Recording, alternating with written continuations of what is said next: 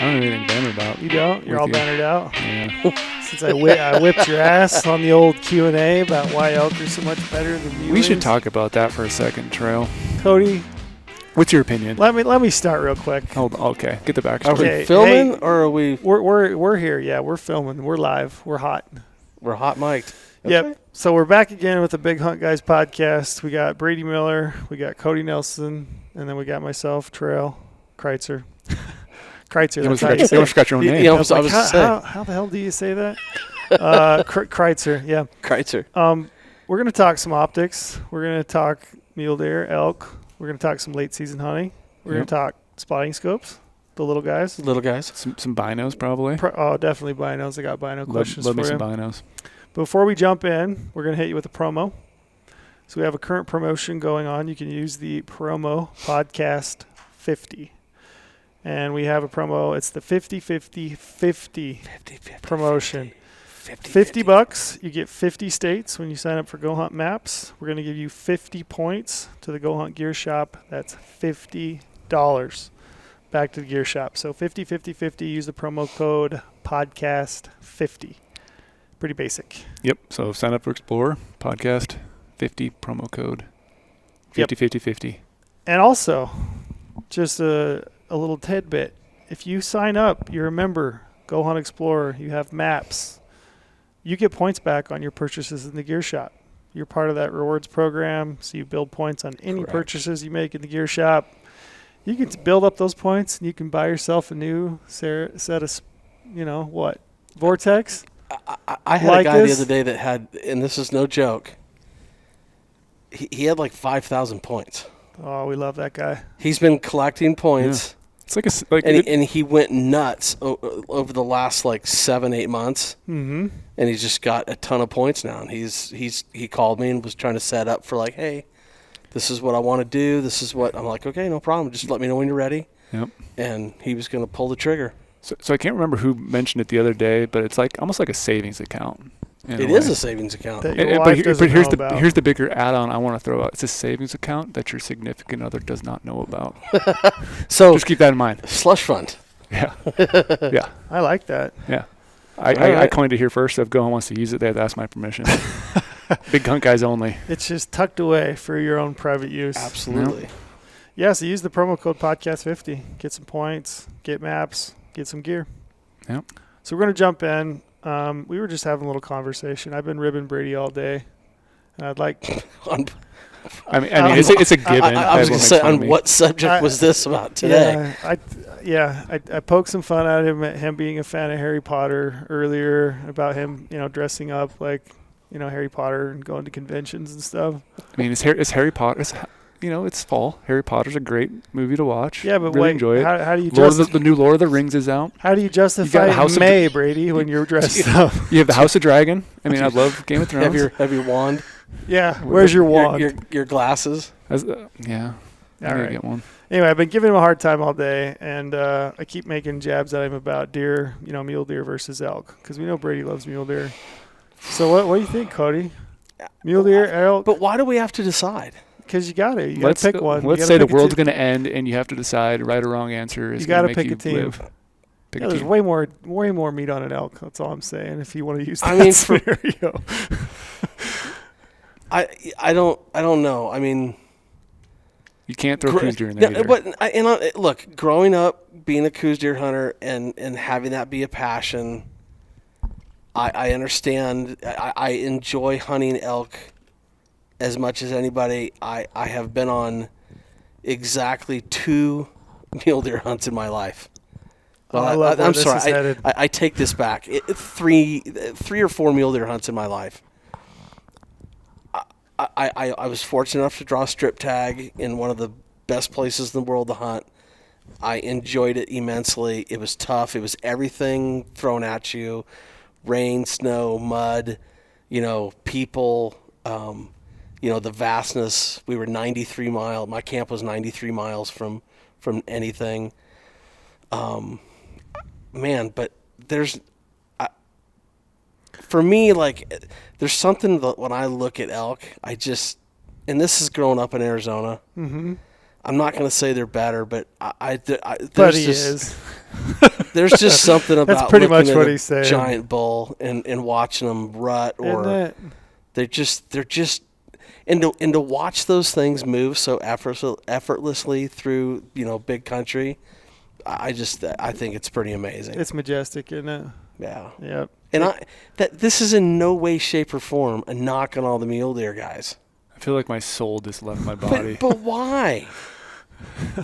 but you shouldn't. Do you know what Brady calls elk? Swamp donkeys, or I don't know. He calls them mountain carp. That's just mean. That's just you look how they rut. How do they rut? Very similar to what a carp spawns.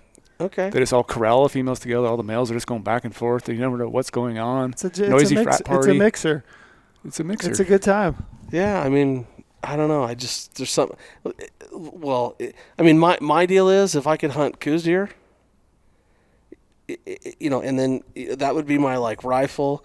Give me elk with a bow in the rut, and the rest of the time I'd be hunting quail. I got all my worries in life are taken care of there. You really are from Arizona, as it turns out. Coos deer, quail. 3 different kinds of and elk. 3 different kinds. Yeah, I could do that all. That's my thing. What about you, Trail? What? Elk all the way. Wow. Is that the question? It's pretty like that. I mean, I love mule deer hunting. Don't get me wrong. I do, but I love elk. Yeah. Elk with a bow, man. It's tough to beat. It's just the dynamic of them rutting and screaming, and such a big animal. Bigger antlers, a lot of meat, tastes better. Just because you're not as good of a shot, that's why you need a bigger target. Turns out I'm actually a pretty piss poor shot with a rifle. Your story you told me the other day was. I will tell you that I was amazed at how big, the bodies were on the mule deer on the strip, and that was the first time I'd done. I mean, I hadn't really been around that. I'd never been on the strip. First time, kind of went at it alone, and researched and talked to as many of the guides and people that were willing to talk, and I had probably some golden nuggets but no one can describe to you how big that country is, and then how big the first time I walked up, I was just like, you gotta be kidding me. I'd like to experience it once. Someone that I knew drew a tag, or just somehow I get invited. I just want to see what it's like and just grind it out. I think it'd be cool. Here's the thing, Brady. I just had a thought. So if you walk up on a bull that you killed, and he's a 260-inch bull, still looks like a pretty good bull. But mule deer, it's got to be 100, and it's got to be a pretty significant buck to walk up on that buck and be like, "Wow, that is a big buck." And I'll say that as you guys were talking, I was thinking, I will say, when you kill a truly big mule deer, walking upon that animal is pretty special. Yeah. There's definitely, you have a different feel for a big mature mule deer. I'm talking, for me, I'd say 180-inch mule deer, and a 200-inch mule deer, I've only ever killed one, but walking up to that thing, it was pretty amazing. Yeah, I would. Yeah. I mean, the one thing I think about a lot is, obviously it's because of social media, but when you kill an elk, no matter what type of elk it is, a spike, a raghorn, a medium-sized bull, big bull, everyone is always super jacked and very supportive, huge congrats, love it. I've never seen anyone razz someone for shooting a spike. Never. A spike elk? Spike elk. No. But you shoot a small mule deer, oh, that's true. You're going to get picked apart. Yeah, that's true. You literally shoot a yearling buck. Because nobody likes that. They call us a yearling. They hate on you, but people love the spike hunts, and they love going out there. Even shooting a spike on a hunt where that's legal, you can take any bull. People still jacked on you. But there's some reason there's hate thrown on a small mule deer when that person could be whatever, they may be hunting for 5 years and they're still jacked on it, but someone will hate on that person for shooting a small deer. Yeah, it's the same thing also with bears, which is a whole nother discussion, but shoot a small bear, which could be the same age as a spike elk, you're going to get ripped apart for shooting a small bear. But elk is always the greatest thing ever. Super cool. And it's cool to shoot cows. It is cool to shoot cows. I'll give you that one. I love shooting cows too, but a doe mule deer, you'll get probably made fun of for shooting a doe mule deer. You know what else is if I have a cow elk tag, I shoot a calf usually, and I do it on purpose. Explain. I mean, if you shoot a calf elk in December, Oh, January, which is a lot of time when those hunts take place, especially in Utah, you get a late January, cow tag. Yeah. I mean, a calf elk is as big as a mule deer at that point, and But they eat. but they eat really, really well, Yes. and it's less to carry off the hill. So I'll often shoot a calf elk, and I've never been given any shit over that. Nobody cares if I shoot a calf elk. Here's the thing too. So I killed a bull last year in New Mexico. Mm-hmm. Not a big bull, just a bull. Loved it. That was an awesome time. I've been eating a lot of my elk lately, and I switch back and forth because I have a lot of meat in my freezer. Being a single dude, so I'm just like go back and forth between eating elk, eating mule deer. I honestly will tell you, my mule deer tastes way better than an elk. Here's why. He's so serious about He's I'm getting He's fired in the up. zone. Hey, look, I'm taking notes over here. I'm just listening. He's in the zone. He's on it. So, okay, I eat that burger is great. It's just ground elk meat. It tastes too sweet to me. It almost tastes like, some sort of really like good beef, which is fine, but it's almost too sweet to me. I feel like it's like, I don't know. There's nothing added to it, but it doesn't feel whole and from the mountains like a mule deer does. The mule deer just just makes me feel like I'm living in a cabin in the middle of nowhere. He wants the ruddy. He wants it ruddy up. Honestly, I will tell you all the seasoning. time. Mule deer tastes better than me and an elk. I'm not even trying to say that because I love mule deer. Maybe I am a little biased and whatever, but like a little. Yeah, a lot lot biased. A lot. But no joke, I have that elk burger and I'll make tacos in it, and next week I'll take out 2 pounds of mule deer and make tacos out of it. And I'm like, damn, We'll do these freaking mule deer tacos are way better than I had the elk tacos. We'll do a out of. poll. We'll get Emily to but- throw this out on Instagram. We'll do a vote. Somehow, I feel a cook-off coming there, and I like that idea. That's a good idea. And also keep in mind, almost all my deer are late season deer rutted up. So I've had early season deer, killed a couple, Right. deer and velvet and whatever. And I still don't think there's a taste difference between them all across the board. And I've killed deer in sagebrush. I've killed deer in PJs. I've killed deer up in the alpine. Everywhere now. I like this idea. A little cook-off. I think each of you, That's a good idea. you take your best elk dish, Woof. mule deer dish. I'll You take your a calf best elk. Veal. Absolutely. Okay, so now we're off that subject. I'm gonna go back to relaxing here. You kind of acted back. weird when you said I shoot calves. Does that feel weird to you? I shoot a calf elk. How do you think people would feel does about relax that? when you get off that subject a little bit. Honestly, no. Here's Doesn't how I bother look me. at this.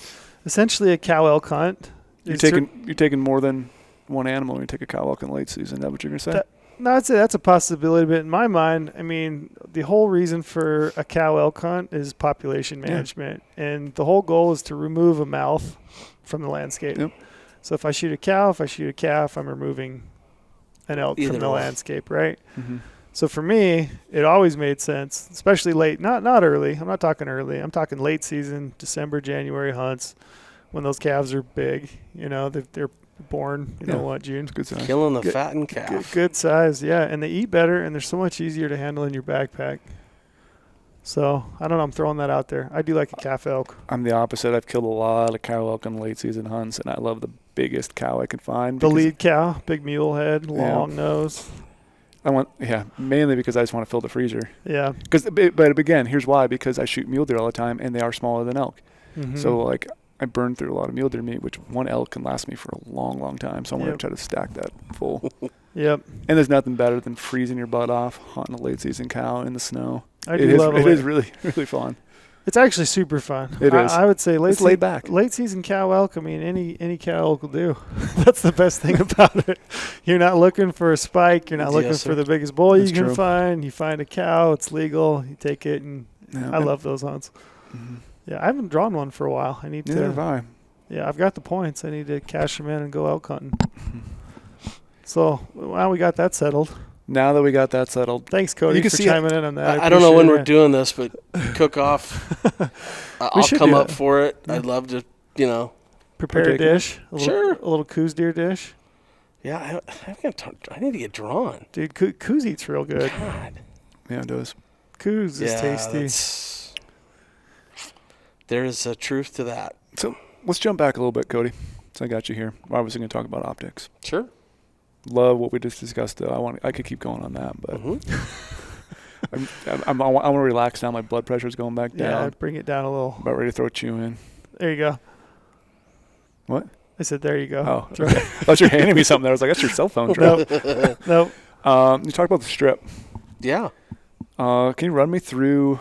Obviously, times are different. You had, it was back in the day. How long ago was that? Well, it's what, 15? Okay. So we want to run through optics. So for a hunt like that, what were you kind of running for optics? And maybe... At the time I had a 10. Well, I kind of... My main was a 10 42 EO range on my chest. 15s came out quite often. Spotting scope at the time was a STX 95. Okay. And then I was using the Kowas quite a bit because that was, gotta think about it, that was pre-BTX. Those are the Highlanders you're talking about? Yeah, I used the Highlanders quite a bit too. It just kind of depended where we were. Yeah, and that's a specialized hunt. That's why you have a lot 100%. of optics. There was, and look, I kind of went on I picked an area.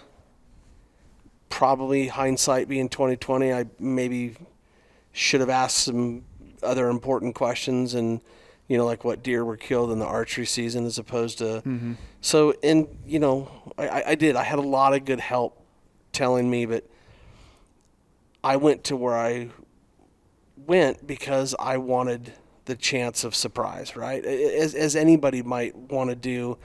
But, I don't run trail cameras. And I wasn't running them at the time.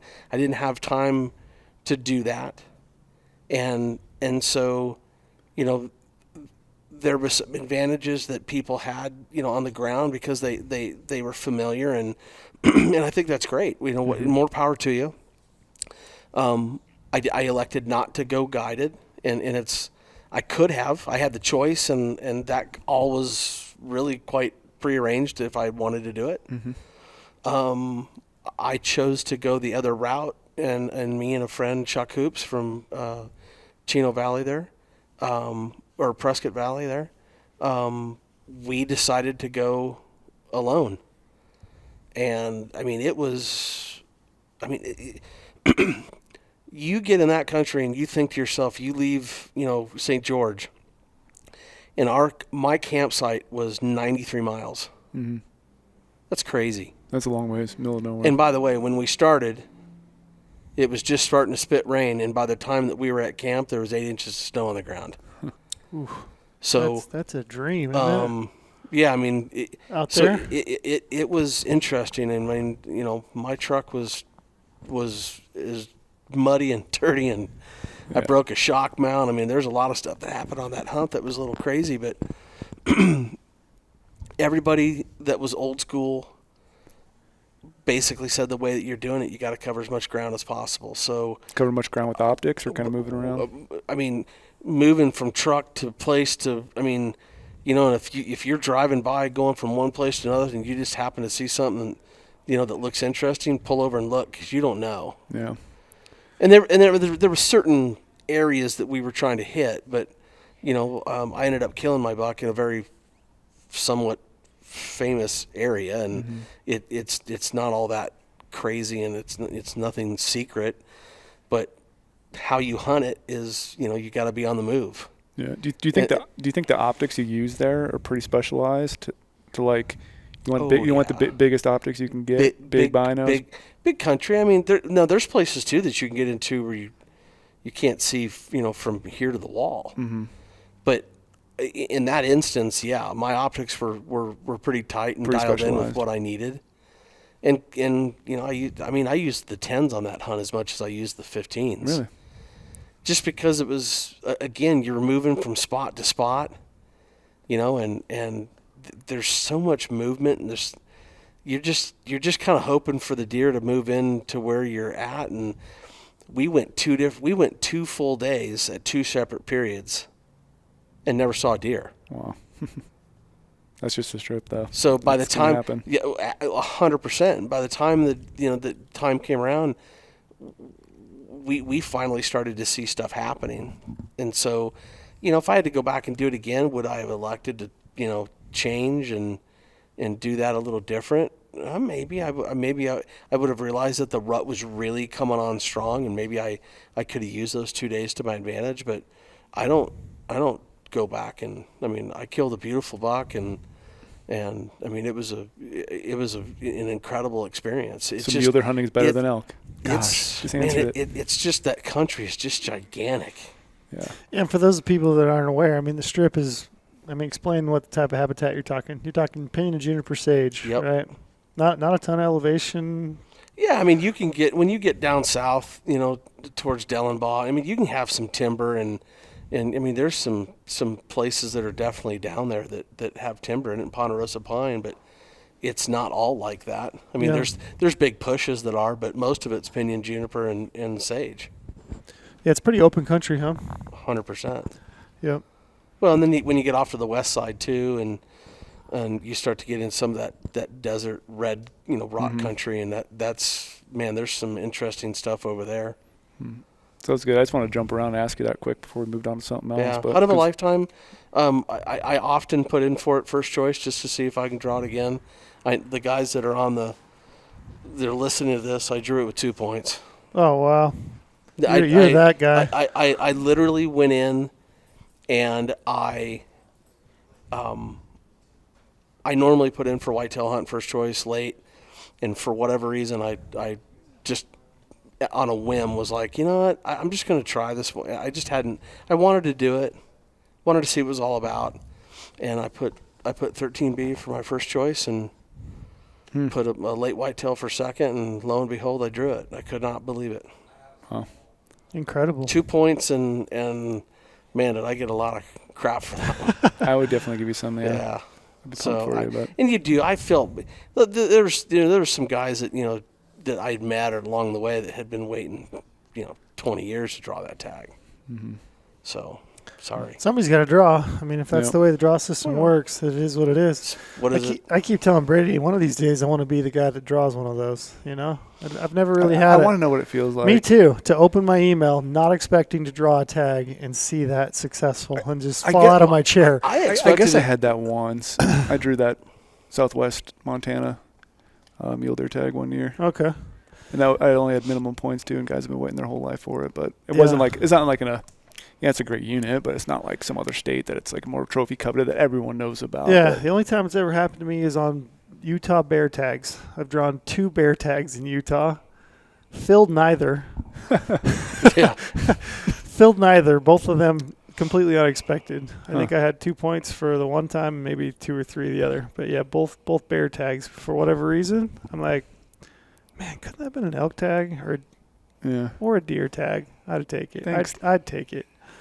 But yeah, it hasn't happened to me yet. But one of these days, Mm-hmm. I hope that it does. Well, I want to. That was an awesome story, by the way, Cody. So Yeah. we keep diving in. Hunt of a lifetime. I would tell anybody to try it. Yeah. Try to get drawn for it. I do it once in a while just to see if it'll happen again, just at a chance. And I'm getting up in points again. So I'm like, well, you know, I mean, it doesn't hurt to try. Yep. So Trail, I want to know about your optic setup right now on most hunts. I don't think we want to go around the room, just like for like a, Mm-hmm. I don't know what we should call it, like whatever you take. A round normal. table. Round table. Yeah, I've been using pretty much the same setup for probably 5 years, I guess, at this point, which is a pair of Leica Noctivid 10x42s. nice piece. Yeah.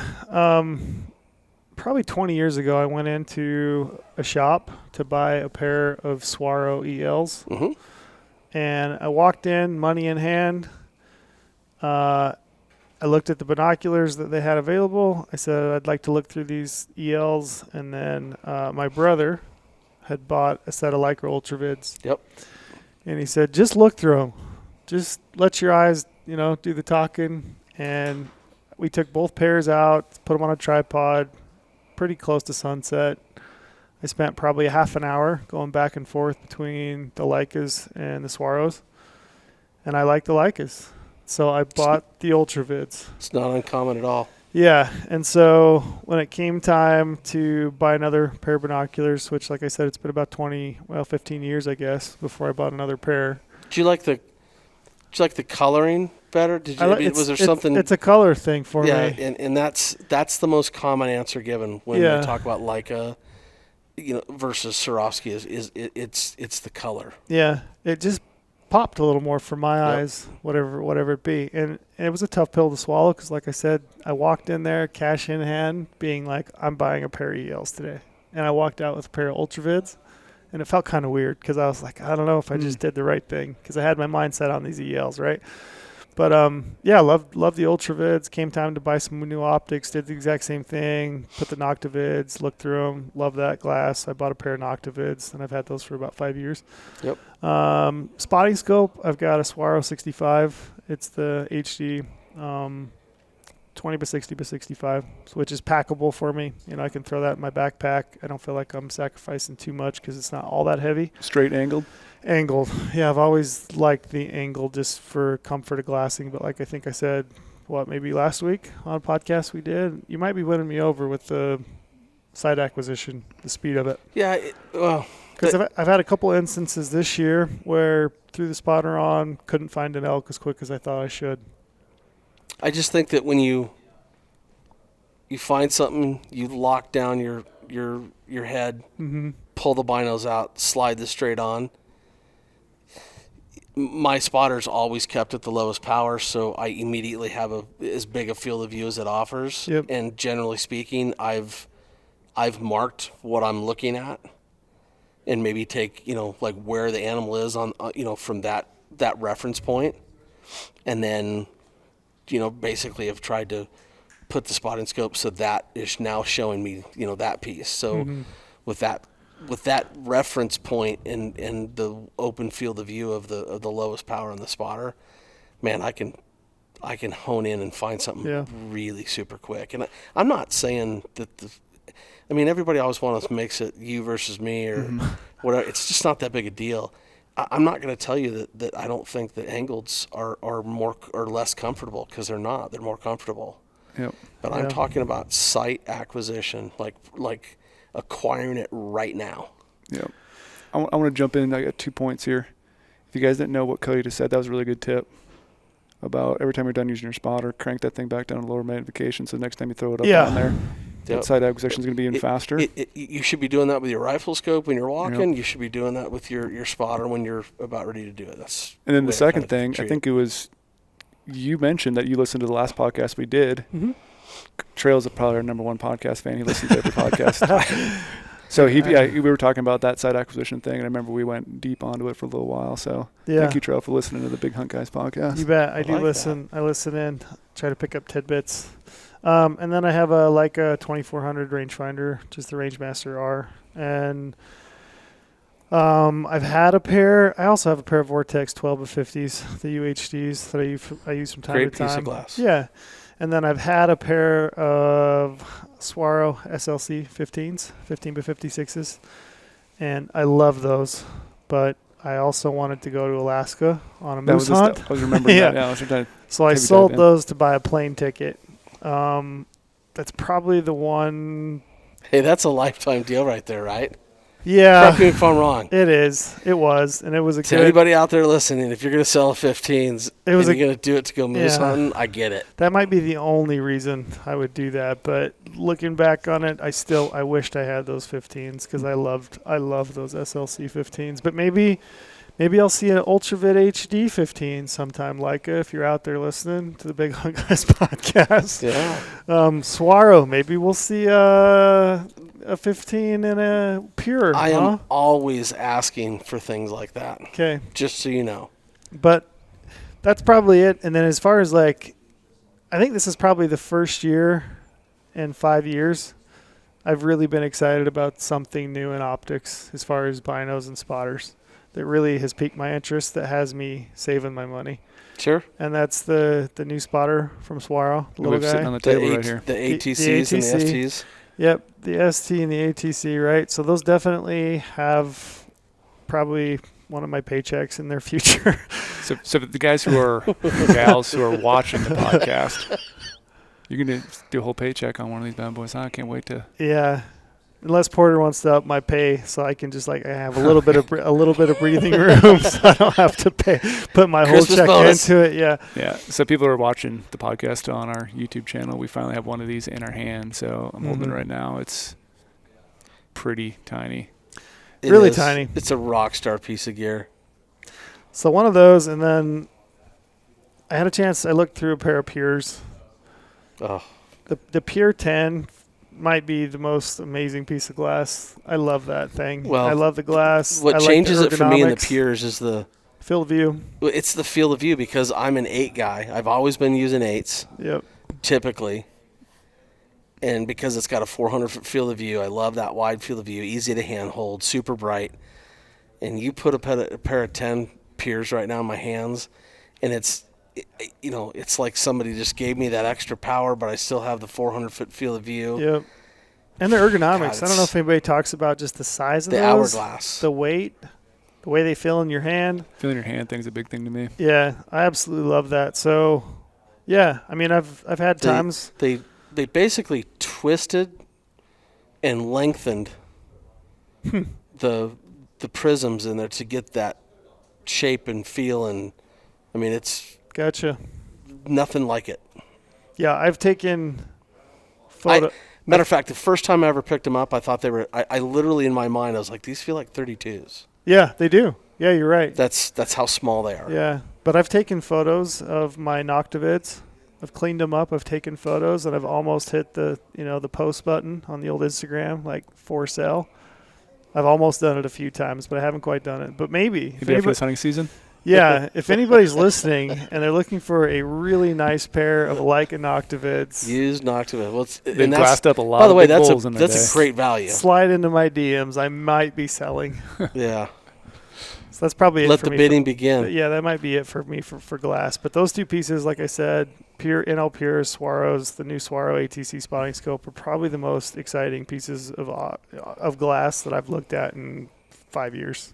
Was today the first time you looked through it? That's the first time I've seen that. Yep. Yeah. Well, I think what's interesting, what's happening, and I've been getting just a ton of questions about it, and I think what's interesting is that the sheer amount of people that are literally changing, and maybe they're not changing, maybe they're just finally getting what they kind of really want. Is so many people are trying to lighten up the load, and not just lighten it up, but make the footprint in your pack smaller. Yeah. Well, you give somebody a set of 1042s or of maybe a 1242 NL and give them that. Well, that's a pretty light package. Yeah. That's a pretty effective package. Yeah. I don't care where you are. So, and that, what was really fun about that is that, I always look at a spotting scope, and especially, and I'm really, really zero in on this, but, the exit pupil is, I always look at the exit, like if you divide 56 by 2 and you're at 28 power, you're going to have basically a 2 millimeter exit pupil. So generally speaking, a lot of times at 2 millimeters, you start kind of a little bit of, point of diminishing returns. And I was just super impressed with how long it held out. Yep.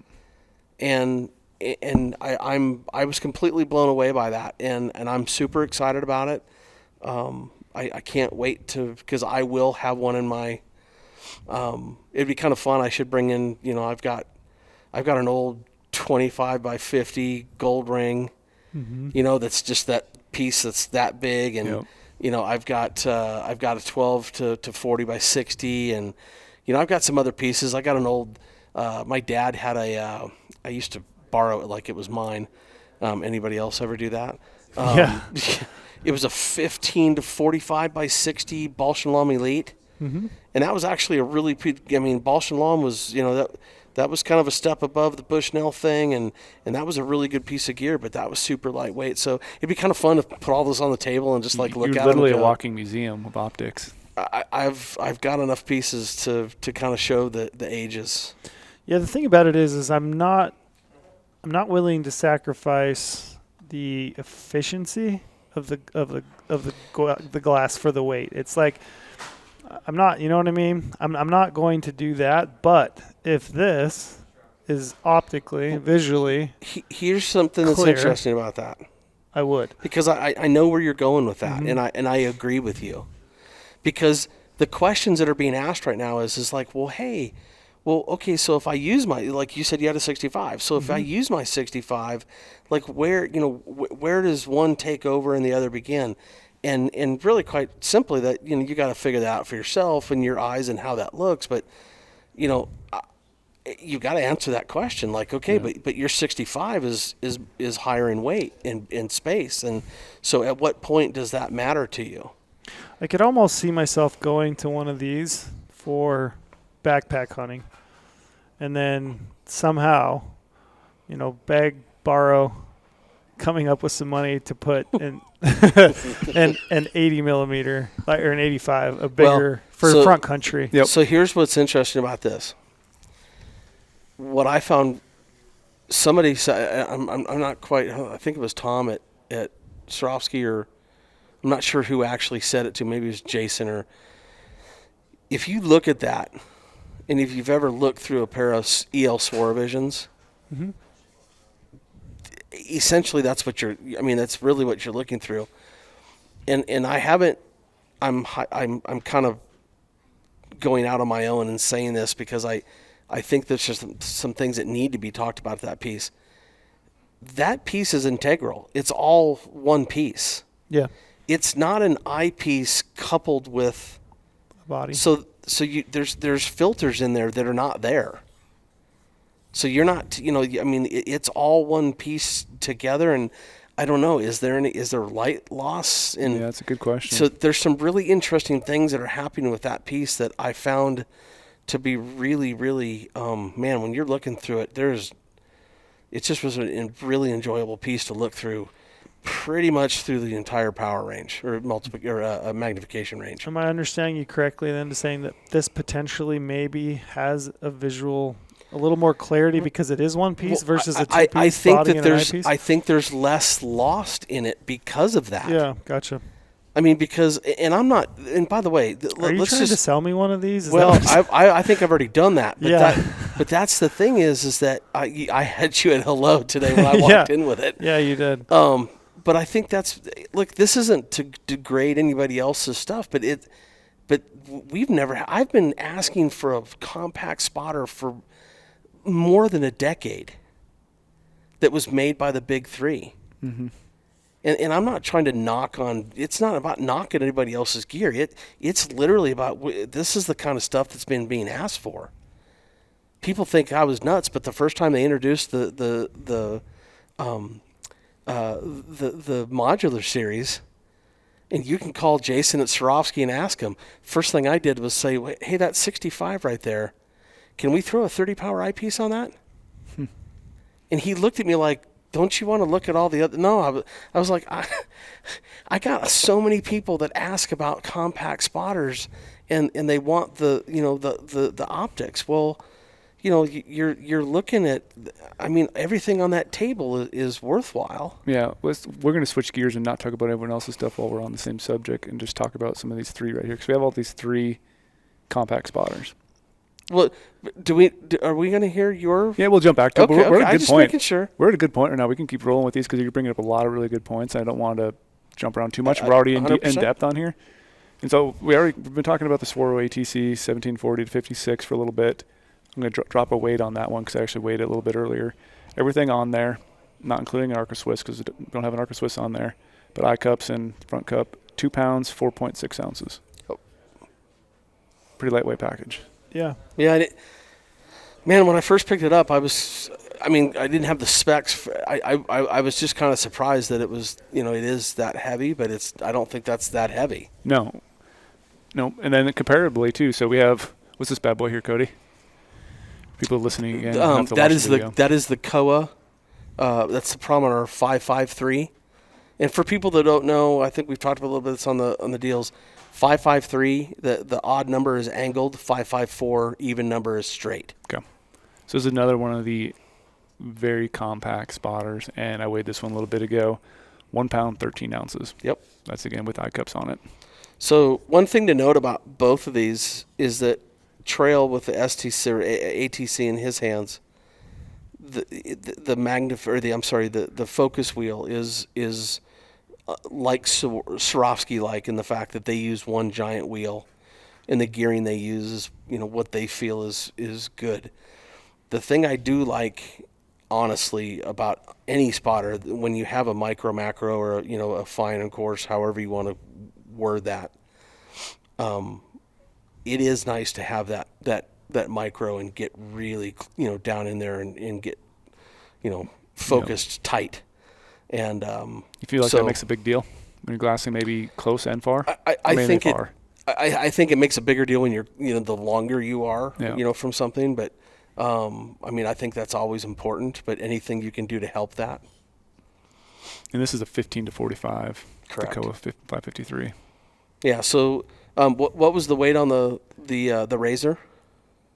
Oh, the We haven't talked Vortex? about it, yeah. Oh, yeah. So because that's a 50 mil, and then it's 50 mil for the Vortex, 55 for the Kowa, and then you got 56 millimeters for the.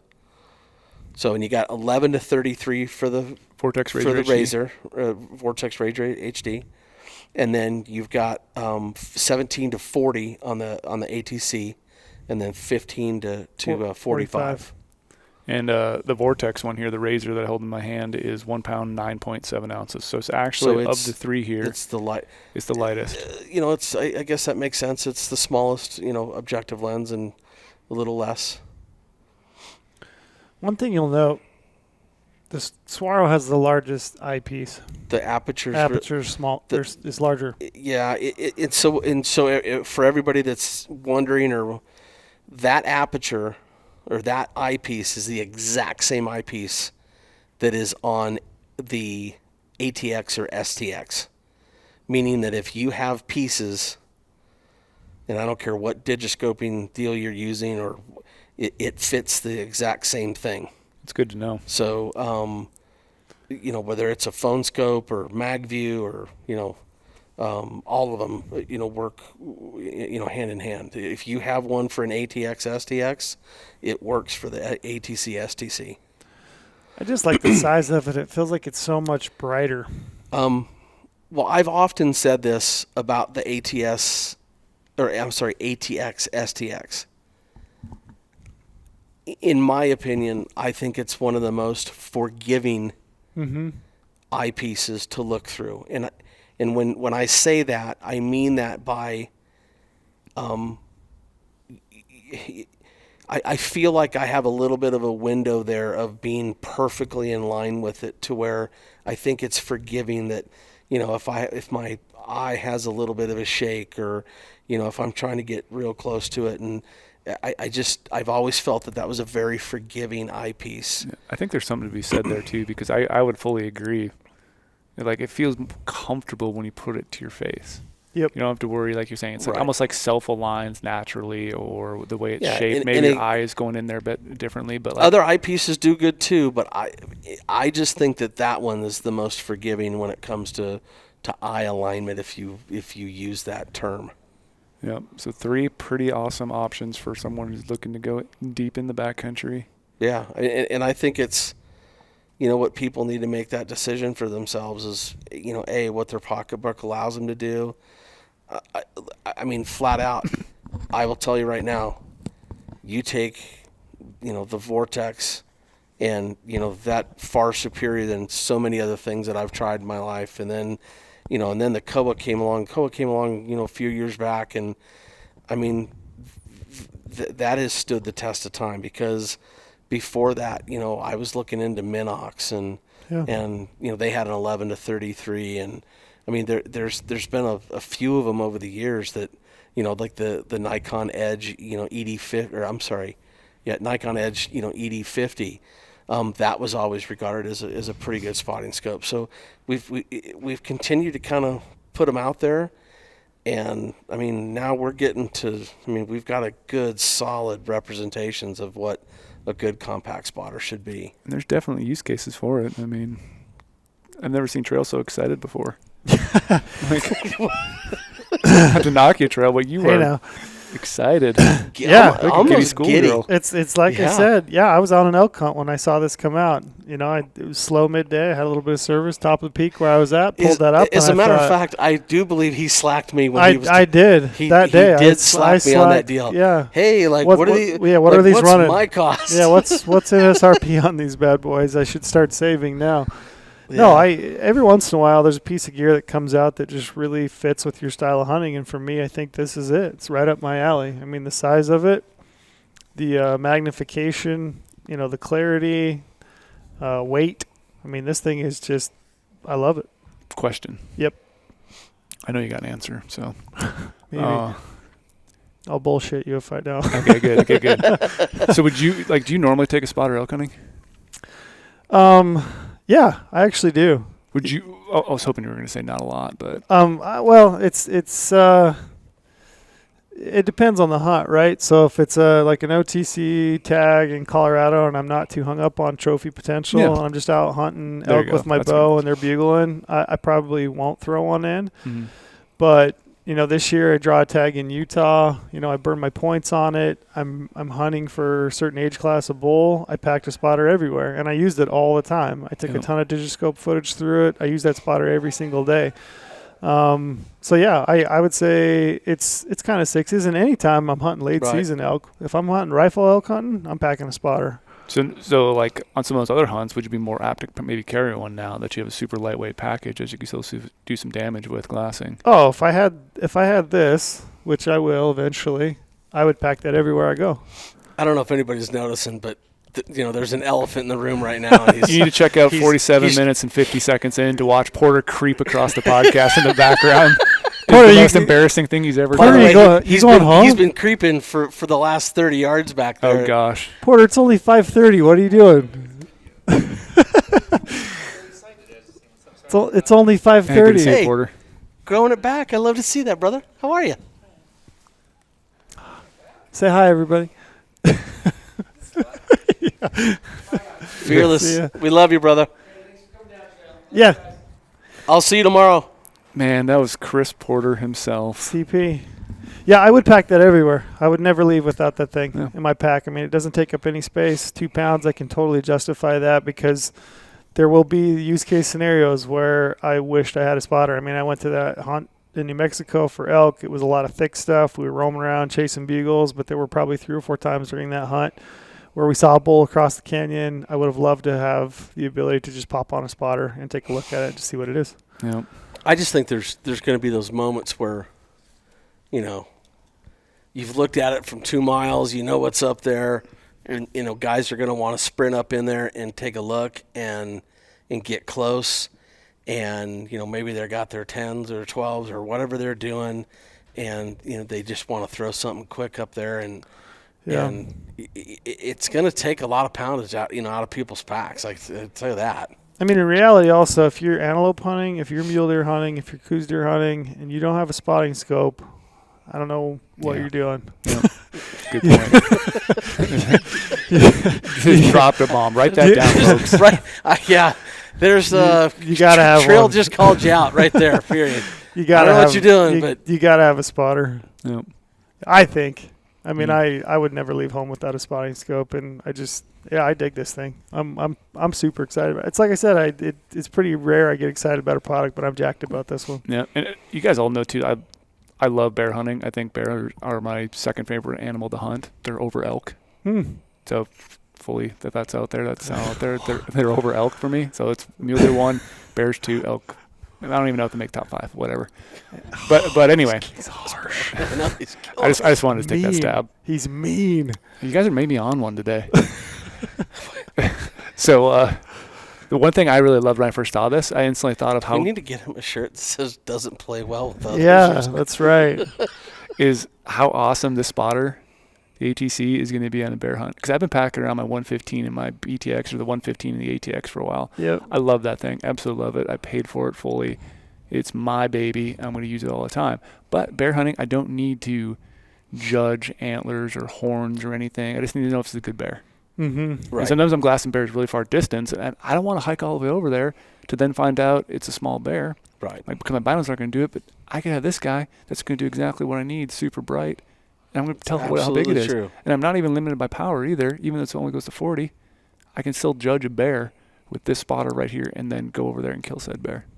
Like, this is a game changer for the guys 100%. going crazy spring bear hunting. I think the thing that's going to be really interesting is that, every once in a while you do something and the for most of my glassing life, it's been 10s, 15s in pack, and in some monstrosity Giant of a spotting scope. Okay, mm-hmm.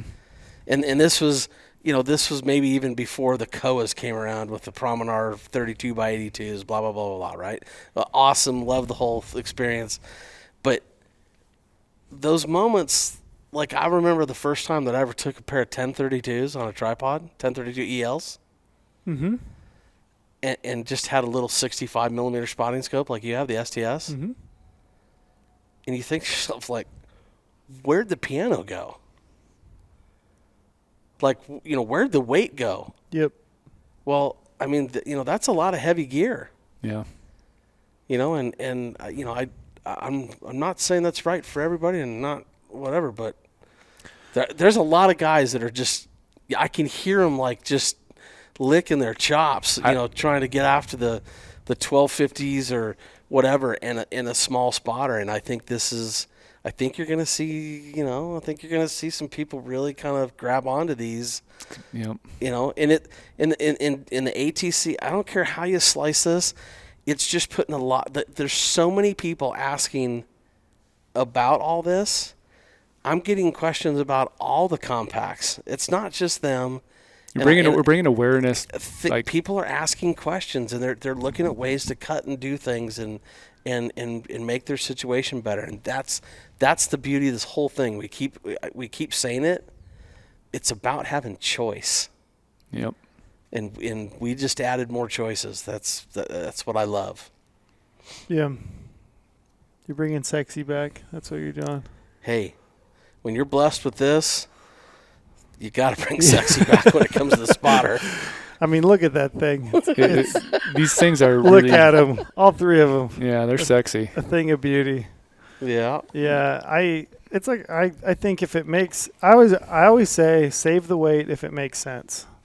So if it's not going to make you a better hunter, keep packing the weight. Look, but if it's as good or better and you can save the weight, then make that purchase. If I always it comes back to like when you're selling and when you talk to people and you say you're like, what is your main focus?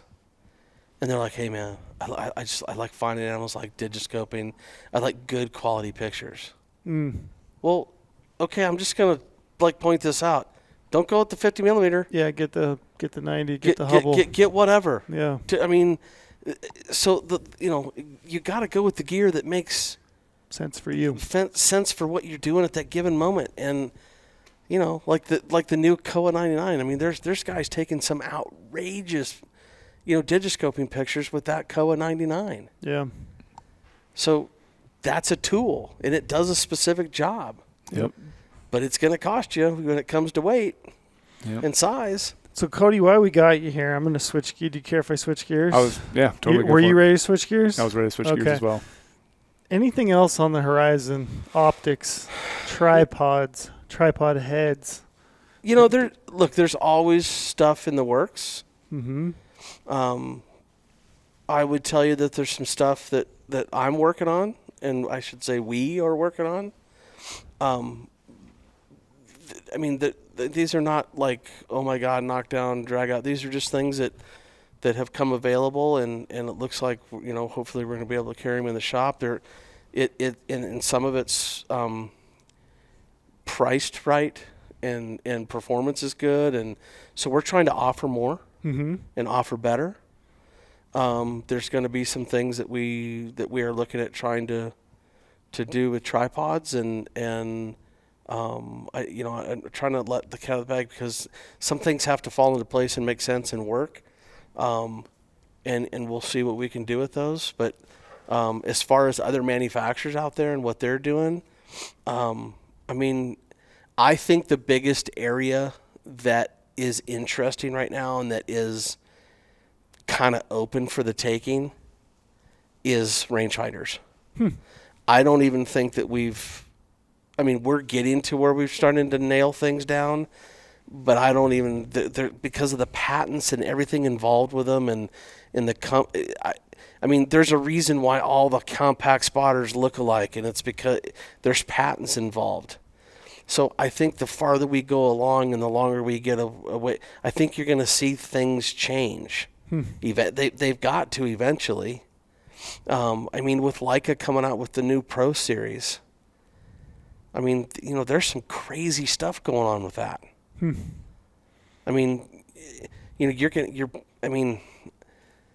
You're basically taking a rangefinder and it's plotting on a map for you.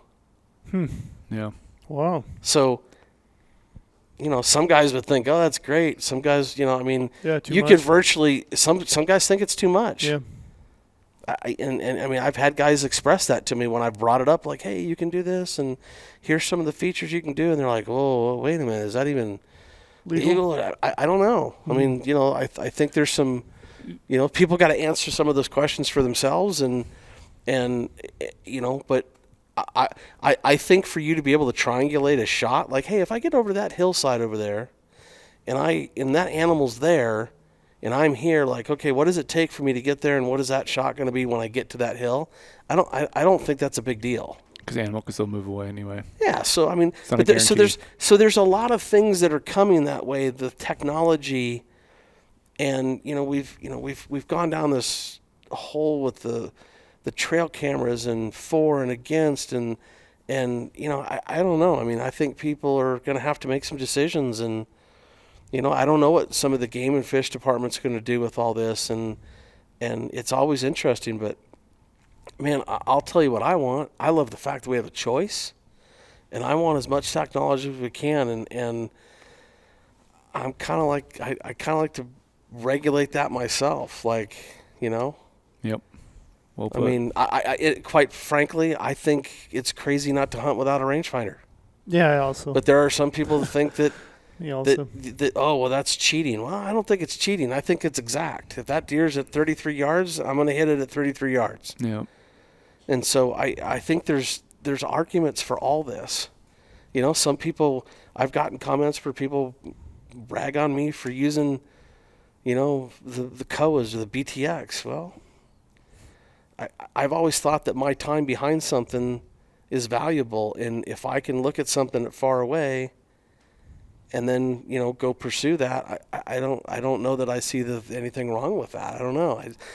Everybody's got their own thing out there, but I'm just happy that we're getting choices. Yeah. We've been asking for things in optics and rangefinders, like buttons on the right side, and like I still think you should be able to switch the button back and forth like the Zeiss does.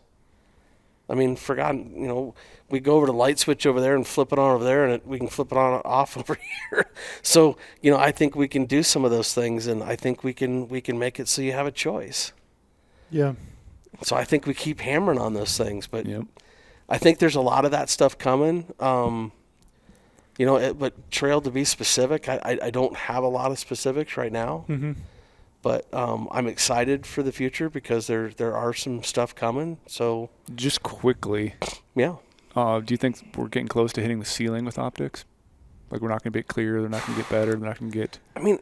Okay, so you guys have been through this. Like, do you remember when the ELs originally came out? Mm-hmm. Mm-hmm. Everyone was like, Swarovski SLCs, Zeiss 1040s, all this stuff. Like, there's no way you can make them better. Yeah. But they did. Well, then all of a sudden they come out with the EL, and it just blew people's minds. People were going crazy over it. Then you think to yourself, well, when I first understood and heard the ELs, I was like, come on, like really? Like the glass, like it's good, but like, and then all of a sudden you look through them and you go, holy cow, where'd the field of view come from? Mm-hmm. Well, so all of that stuff keeps coming, and you keep thinking to yourself, what's next? I mean, you look at the gains. I mean, the gains are in field of view, and then ergonomics of the actual body. They made them lighter. They made them smaller. Lightweight, right? How long till you see an optics that's gathering data with your field of view? You see that, you see an animal, you click it. Over time, it develops AI of what a search image looks like. We're going Terminator now, boys. It determines the search you know image. What, though? And it's like, maybe you should spend an hour of that here. Stuff is, How about that, Brady? That might be a little much for me. You like that one, didn't you? But I there's like your deep thoughts. But here's the thing, though. There are some things that already do that. Now, I shouldn't really talk about them because I haven't used them. But I don't know. I don't need anything I don't need anything to aid me in finding or not finding. I'll do that on my own. Like my time and my experience and my dedication and my experience, that to me is you're honing your skills every time you're out in the field. Exactly. I don't need a enhanced anything to tell me what I am seeing or not seeing. Did it detect movement or not movement? I'm not interested in any of that. But would a new person be interested in that? Maybe.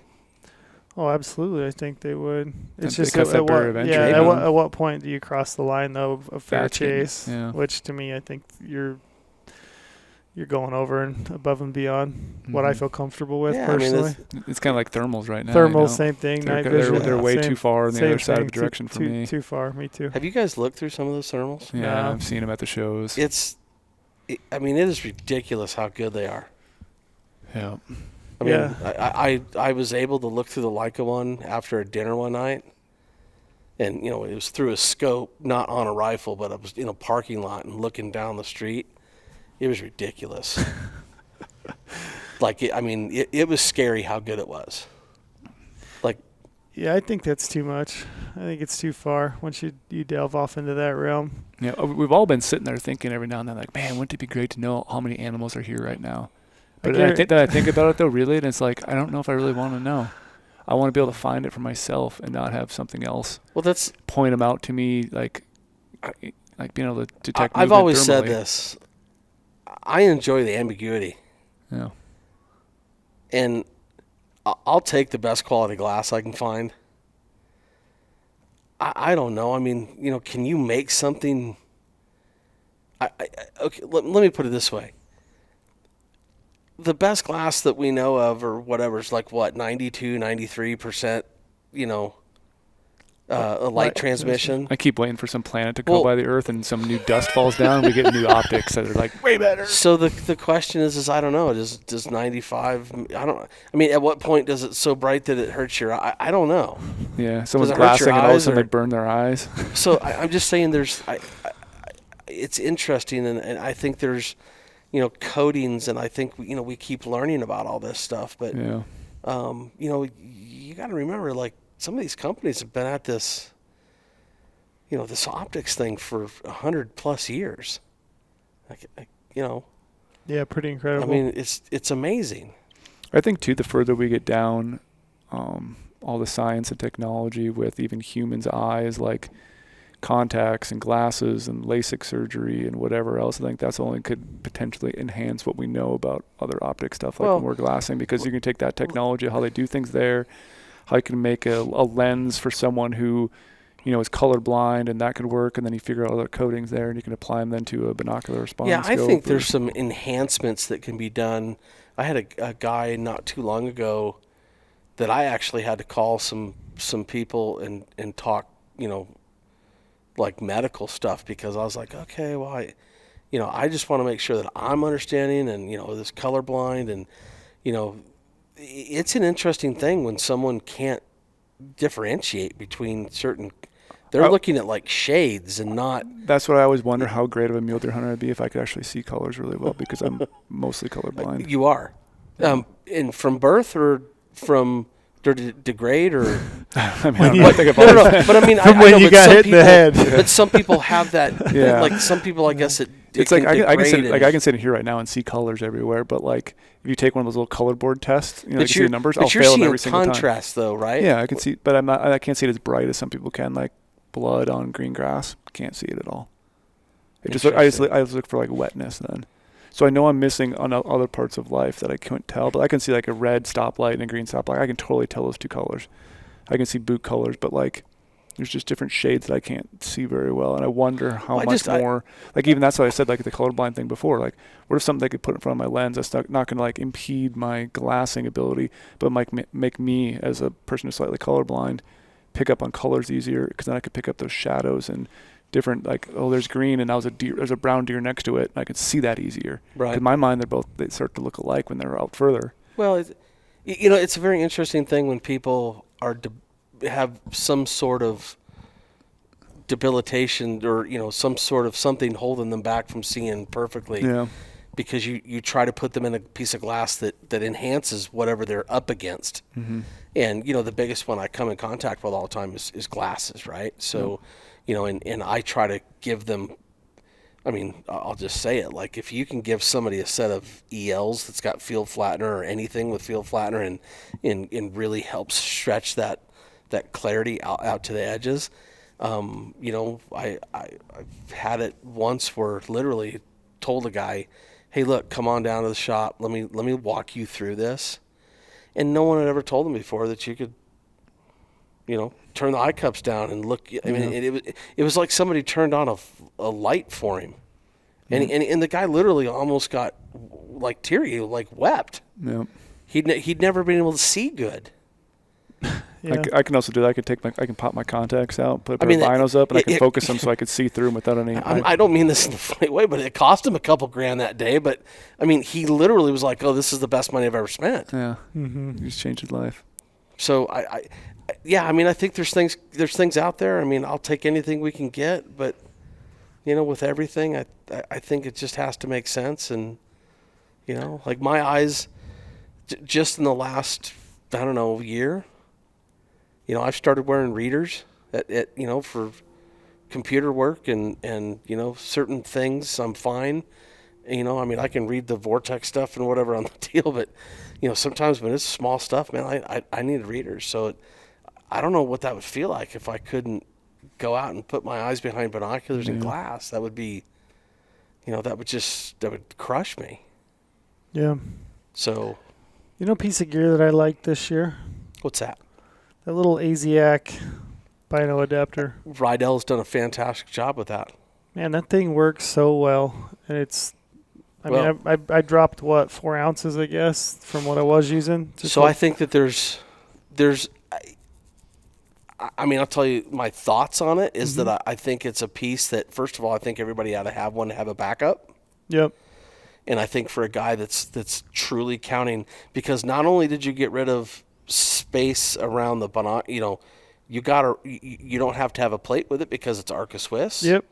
So there's a lot of things that he's taken away there that I think are, weight savings and functionality, right? Functionality rather. Yeah, with the way that plate slides in with my VA5 head, I can just slide that thing in. Yep. It's got the little safety post that pops up. And it doesn't bother you that it's slightly offset.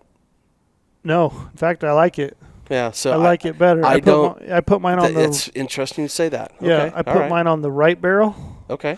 For a right-hander. So it kind of puts my face a little bit, farther left of the tripod head. I actually think it's more comfortable.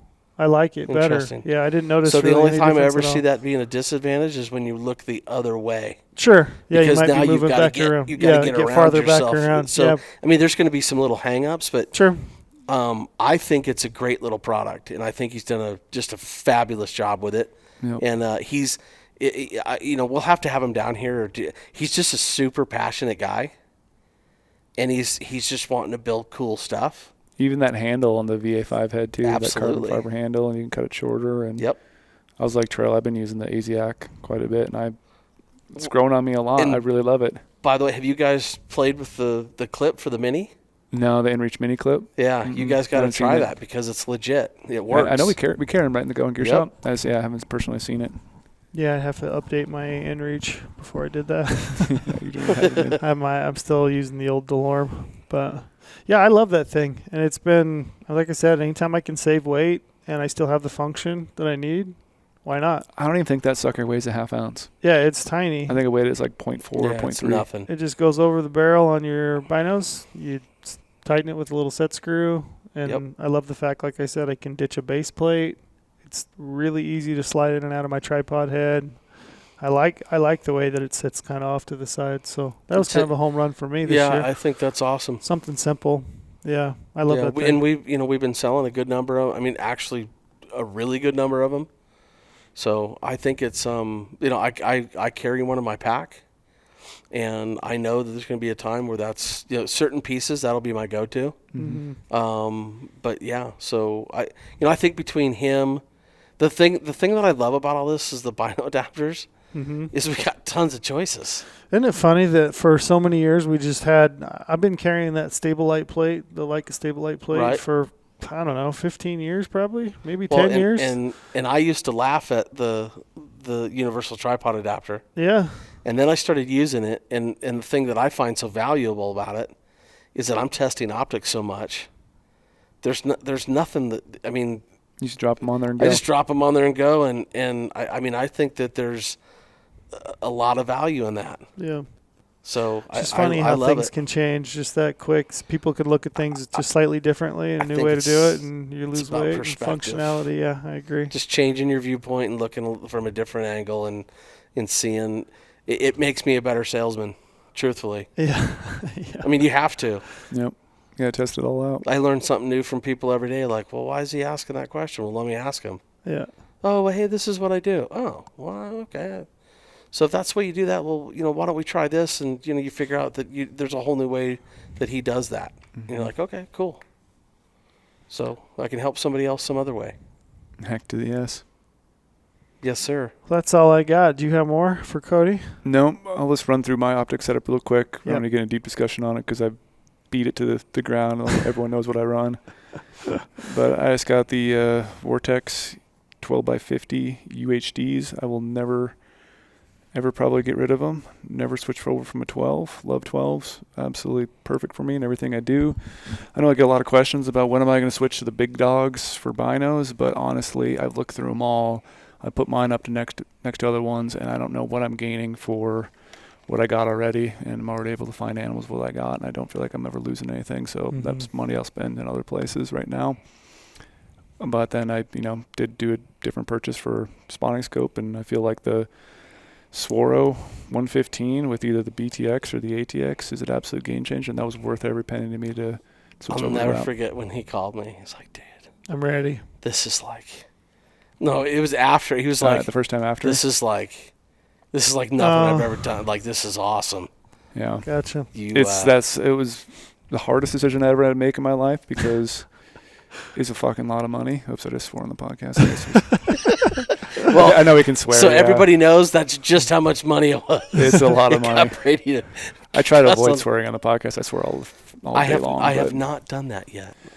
But will yeah, it was think a about big it was a big decision I had to make in life, and I was at a point in my life where I knew I wanted to make some changes in my optics and just be able to, not that competing's the thing I think about a lot, but maybe it's just out competing the animal, like try to find a little edge over him somehow. And yeah, maybe out competing some other hunters too, but like just do something different and try to utilize my time in the mountains as best I can. And I felt like that was the tool that was going to get the job done for me the most. So it's just a 2 optic setup, and then I got the SIG 8K rangefinder. I just love a handheld rangefinder. I will never, I say this right now, never, and I'll sign my name on it now, you'll never see me running a bino operated rangefinder. I always have to have a handheld by myself. it's funny because the last elk I killed, I had a 8x42 EO range in my chest harness. In the small pocket in front of it, I had a 2400, a Leica 2400, CRF. And I just think when I'm bow hunting, for me, I like having a CRF or a compact rangefinder. Yep. And I think it's easier to hide and disguise. Less movement. I'm not going to tell you that I would never have one versus the other, I think but I'm pretty set on my decision. I would just tell you that I will always have a compact for hunting elk in a bow situation, and I will continue to use the 8x42s like I've been. Yeah, it might come down to just time, and maybe I see a product that eventually meets my needs. But when I look at something, I want it to excel at that one thing and that one thing only. Right. Like I feel like you could show me both optics. You could say the optic clarity is great on both of them, but to me, you're giving up something when you're adding a bunch of extra junk into it. It might not be junk, might be great products. I'm not trying to say anything bad. No, but no. To me, I feel like binoculars are meant for binoculars only. A handheld rangefinder is just a rangefinder. I'll never glass through it because I'm not going to look through it. I don't want my binos to have either. It's bigger binos, bigger to deal with, more things that could go wrong potentially. Maybe I can't use it then. I don't have I don't know. Just my thoughts. I have simplicity on it. But those are the things to bring it back full circle. Those are the things that I think will get better with technology. Yeah, exactly. Maybe eventually I'll see something I like. Is when we get to a point that maybe optics, coating wise, and glass and things won't, should I say, compromised? Yeah. I think we're getting better at that, and like the EL Range TAs for me was a just a crazy good experience, and it was phenomenal. Yeah. I mean that's an awesome piece of glass, and you've got, the ballistics behind it, and I mean, I think those are the things that we keep getting better at. Yeah, and I think I'll throw one more blending those two. Then one more caveat on there too, why I like having a compact rangefinder and separately from my binos, because my binos are on my chest. They're always collecting heat from my body, and then when I'm out shooting, whatever, it might be long range practice, I might be shooting in hunting conditions, I don't want my binos or whatever to get super warm, and it takes that temperature is going to be different than what I'm actually going to be shooting at. That's why I always take that compact rangefinder, set it in the shade next to me, or set it somewhere where I can grab all the atmospherics before I take grab the dope on it. And I feel like if I had it in my chest or on my body, it's going to actually warm it up more than what it really is. Okay. So when I go and range something, it's probably not going to give me the correct, MOA dial or windage or elevation. That's an interesting question as to what and how is it receiving information, and what's the duration? Yeah, because I've done the test before on the SIG where I was ranging in the truck, heats up at 80 degrees or whatever, took a range, remembered what that range was, went and stood outside. And these are like late November hunting, running mule deer, so it's really cold out. Sat that right next to the truck, same exact range, waited for that rangefinder to get cool for the ambient temperature, 2 different yardages. 2 different dials. Yeah, it's very slight differences. Yeah. But it's enough at a distance. If I have a buck of a lifetime out there, but again, that's my one shot, I want to make the best shot I can. Those are the things we keep getting better at. Yep. And again, it comes down to choices, and we have choices. And you guys could have a pair of binos, you love it, you don't want to buy once, and you want to package together. That's going to be a great option for you. Totally would be a great option. And I'm just different, I guess. But that's the way my mind works. It makes sense. One of these days we should do a full rangefinder podcast. Yeah, we really never talk about rangefinders that much. Yeah, because there's so many kind of unknowns. There's so many new options. We have the new Revic rangefinder. Yeah. There's so many different rangefinders right now. It's staggering. Yeah, and they all do some really unique, cool things. So it would probably be a good one for future podcasts to really dive down a hole with rangefinders and accuracy and how each one works. Exactly. You got 2 hunts coming up? I got 2 back-to-backers. Maybe December. Yeah, December or November, mid-November, something like that. Yeah. We'll do it again. Yeah, and it's a great time too. We could actually maybe take some out in the field here too and do some testing on it, because we all have a rangefinder. Yep. And we could just have our personals out there and talk about why we like them all. And I love that idea. Yeah, it'd be good. But thanks for stopping in, Cody. I'm here for a couple days, and we're gonna have some fun. And it's always good to catch up. I haven't seen you in a while, so it's good to see you. Seriously, like we should plan this a little more. We should plan our days. We're in town. I think so. Yeah, that'd be good. But yeah, anything else, Brady, for you? Nope. I just, like I said, I appreciate you guys too, and thanks for checking out. And always remember too, promo code podcast 50 right now. 50. Get you 50 states for $50 and 50 points back in the gear shop. That's $50 back in your. One little slick announcement. Oh. Got a little rebate going on. Instant rebate. And it'll be. I think this is going to come out after the start, but I believe it's the 16th of October through the end of the year is what I believe is happening. There you go. Slick tripods. Slick tripods. They're doing an instant rebate, so it'll be reflected right on the product detail page. Yep, and cool. It's instant, and yeah, we're all good. Gosh, Cody's dropping bombs. Get a tripod. Hey, that's always a good Christmas gift. Oh, amazing Christmas gift. You can never have too many tripods. Yeah. Sorry, You'd be a can't. hero for that. I love tripods. Yeah. I just wanted to thank you guys for getting me all jazzed up earlier. You're Next time I'll not steer the direction down the mule there now because I'll get pretty fired up. Brady's for it. going straight to the gym to work off this frustration. He's gonna hammer it out. But Brady, good luck on your hunts. Yeah, I got 3 mule deer tags coming up, so it's my time to have some fun and really looking forward to it. So I'm looking forward to it all year, and Hey Brady, I'm gonna go crazy, Brady, do my thing. turn over your right shoulder, like hard. Right shoulder. Yeah. Oh gosh, maybe look at that big old coos. Or the elk. The elk. I think that's what he's Either saying. or. Yeah. Either or. Yeah, maybe someday, Cody. I'll burn all my max points that Did are we? close to max. Oh, we got some mule deer over here too. We're good. Yeah. Well, good Man, deal. I love doing this this is great doing this Yeah, in welcome to in the updated showroom too. in the It's like- showroom. it's- This is fantastic. it's getting Paul's better and better all the crushing time. it in here. Yep. Paul's been dealing with a few people while been on the podcast. He just doesn't stop. Yeah, looks good. Well, until next time. Thank you guys. Roger that. Peace.